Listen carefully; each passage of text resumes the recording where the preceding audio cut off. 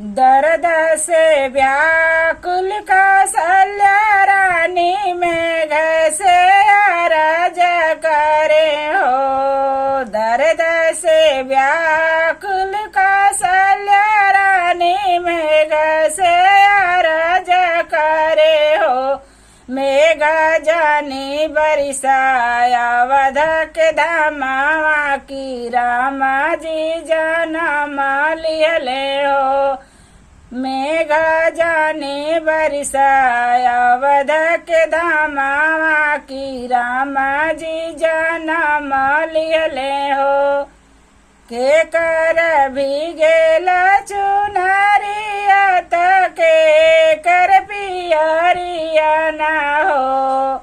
के कर भीगेला मोटू कवात रामा जी जनम लिहले हो।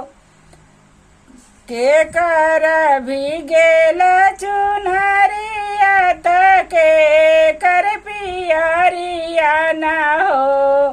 के कर भीगेला मुकुटवा रामा जी जनम लिहले हो।